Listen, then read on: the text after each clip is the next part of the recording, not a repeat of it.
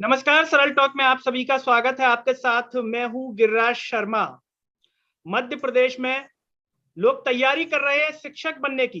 कई साल मेहनत करते हैं, डिग्री करते हैं और फिर उसके बाद करते हैं इंतजार का ये दर्द कई साल से झेल रहे हैं।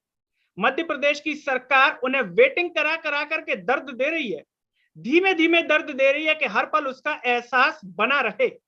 जी हाँ, ये हम नहीं कह रहे, मध्य प्रदेश की दुर्दशा, मध्य प्रदेश की दशा साफ तौर पर बता रही है। और एक चयनित अभ्यर्थी, चयनित शिक्षक ट्विटर पर अपने दर्द को हर रोज बयां करते हैं। मंत्री से मिलने का प्रयास करते हैं तो बीमार हो जाती हैं। एक बार हो सकती है, दो बार हो सकती है, लेकिन कई बार बीमार हो गई। कोई शासन को जिम्मेदार ठहराता है तो कोई नेता और मंत्री को। आखिर ये बच्चे जाएं तो जाएं कहां, ये शिक्षक कहां जाएं? आज इस पर हम चर्चा करेंगे कि आखिर वेटिंग वाले जो चयनित शिक्षक है उनको किस तरीके से दर्द दिया जा रहा है, किस तरीके से परेशान है। और इस पर चर्चा करने के लिए मेरे साथ जुड़ रहे हैं वीरेंद्र नरगावा, जो कि मध्य प्रदेश के जिला अलीराजपुर से हैं।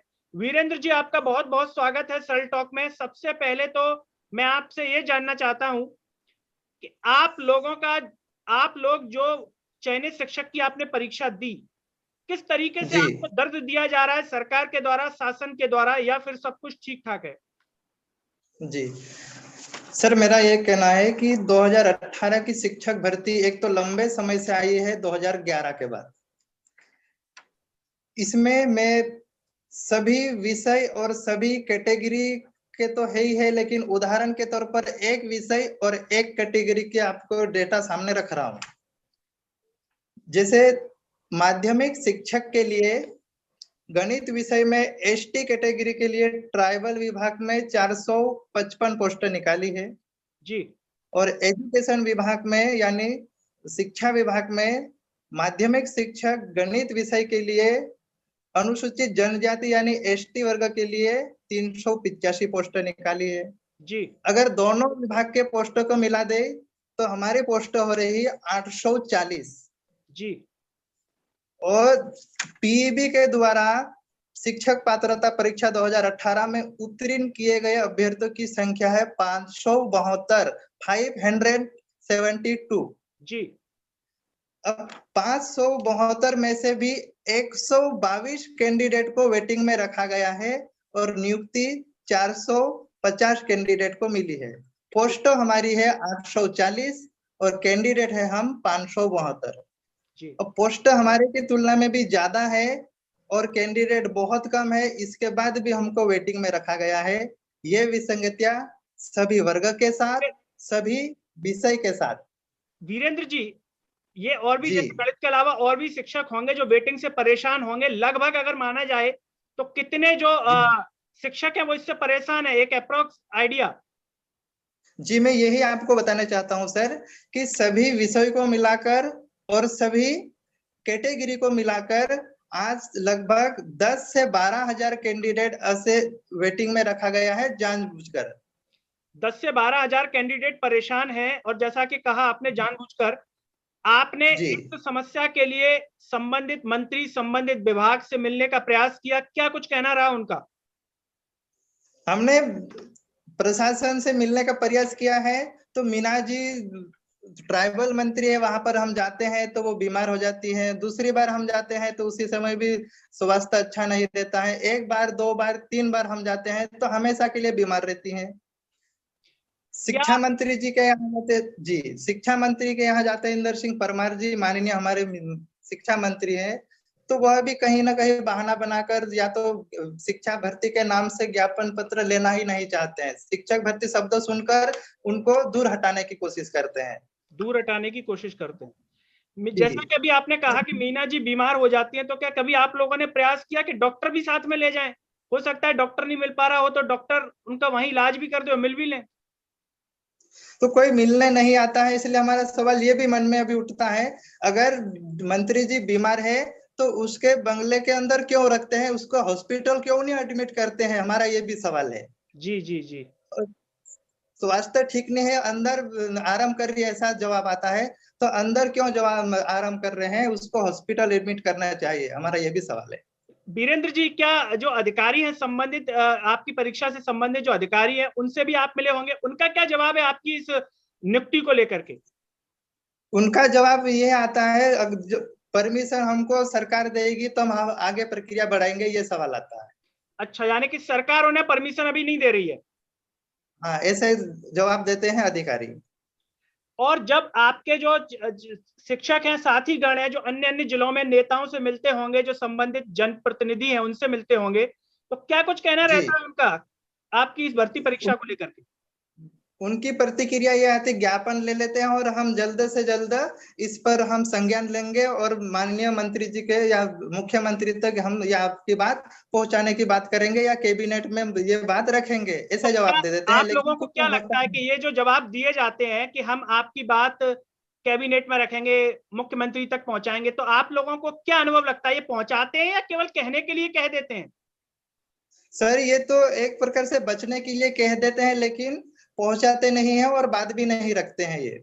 जी वीरेंद्र जी, आपने इसके लिए निश्चित तौर पर मेहनत की होगी परीक्षा के लिए, अभी आपकी नियुक्ति नहीं हुई है। हम जानना चाहते हैं किस तरीके से आप अपने घर का खर्च चला रहे हैं, और ये सवाल हम इसलिए भी जानना चाहते हैं कि अगर नेता, मंत्री, मुख्यमंत्री तक ये कार्यक्रम पहुंचे, जो भी लोग देखें, आम नागरिक तक पहुंचे, तो उन्हें वस्तु जो स्थिति है, वास्तविकता है, उससे वो रूबरू हो सके कि मध्य प्रदेश में शिक्षकों के क्या हालात हैं। सर, हमने 2011 के बाद इतने शिक्षक भर्ती के संबंध में हमने तैयारी करी, मेहनत करी, और मेहनत करने के बाद हम मेरिट में आ गए। जैसे आपको बताया, मैं 840 पोस्ट है और कैंडिडेट 500 के करीब है, फिर भी नियुक्ति नहीं मिली है। तो हम यहाँ अभी मजदूरी करते हैं, या तो गुजरात पड़ोसी राज्य है और महाराष्ट्र पड़ोसी राज्य है। हम दिन के 200 रुपए कमाते हैं और जिंदगी निकाल रहे हैं। ऐसी ऐसी परिस्थितियों से हम गुजर रहे हैं सर, लेकिन ये हमारे यहाँ में सरकार है, सुन नहीं रही हमारी बात। मतलब आप इतनी मेहनत करने के बाद, पढ़ाई करने का जहां तक पहुंचे उसके लिए, और वर्तमान में आप मजदूरी करने को मजबूर हैं? जी, और हमने पढ़ाई के लिए जो खर्चा किया था वो हम किसी न किसी या तो जेवर रख के किए थे सर, वो छुड़ाने के लिए हमें मेहनत करना पड़ रही है अभी, मेरिट के आने के बाद भी। हम मेरिट में आने के बाद ये हालात हैं जी। और मध्य प्रदेश में मुख्यमंत्री जी तो कह रहे हैं कि आत्मनिर्भर बनना है मध्य प्रदेश का युवा। क्या लगता है आपको कि इस तरीके से आत्मनिर्भर बनेगा मध्य प्रदेश? कैसे आत्मनिर्भर बनेगा सर, जब जितने पद निकाले हैं उतने रोस्टर की पूर्ति तो करना चाहिए, उसके बाद दूसरी बातें करना चाहिए। रोजगार के नाम पर हमारे सीएम बहुत चर्चा करते हैं, लेकिन वास्तव में प्रत्यक्ष रूप से कोई रोजगार नहीं दिया जा रहा है। आपकी जो मांगे हैं, इसको सरकार के बहरे कानों तक फिर से पहुंचाने के लिए क्या कुछ और प्रयास आप लोग कर रहे हैं? आगे कोई आंदोलन करने वाले हैं? जी बिल्कुल, हम करेंगे सर। अगर हम हमारी मांगे शासन नहीं सुनती है तो भोपाल की सड़कों पर हम उतरने वाले हैं अभी। भोपाल की सड़कों पर उतरने वाले हैं जी। तो क्या लगता है कि सड़कों पर उतरने से सरकार को कुछ ना कुछ आप लोगों के प्रति ध्यान जाएगा? क्योंकि अभी तक तो इतने समय से मैं देख रहा हूं कि ट्विटर पर आप लोग प्रतिदिन ट्रेंड करते हैं, मुख्यमंत्री जी को टैग करते हैं, मंत्रियों को टैग करते हैं। क्या लगता है कोई असर नहीं हो रहा, उनका सड़कों पर उतरना ही एक उपाय बचा हुआ है? जी, हमारा सर एक ही उद्देश्य बचा है, अब भोपाल की सड़कों पर उतरकर अनिश्चितकालीन हड़ताल पर बैठेंगे, बस यही हमारा आखिरी उद्देश्य है। जी। मध्य प्रदेश में जो बेटिंग वाले हैं, इनमें कई बेटियां भी होंगी प्रदेश की। क्या बेटियां भी इससे परेशान है या इसमें केवल बेटे बेटी भांजे ही बचे हुए हैं? अब मामा जी कहते हैं हमारे, मतलब भांजा भांजी बोलते हैं। अब भांजी कितने हाथ में कटोरा लेकर भीख आज मांग रही है, उनके ऊपर कभी भी उसका नजर नहीं गया आज तक। मतलब भीख मांगने को मजबूर हैं लोग? भीख मांगने के लिए मजबूर है। मध्य प्रदेश के चयनित शिक्षक होते हुए आज स्कूल में होना चाहिए था, आज हाथ में कटोरा लेकर भीख मांग रहे हैं। इसे जल्दी से जल्दी हमारे माननीय मामा जी सुनने का प्रयास करें और उनको नियुक्ति दे।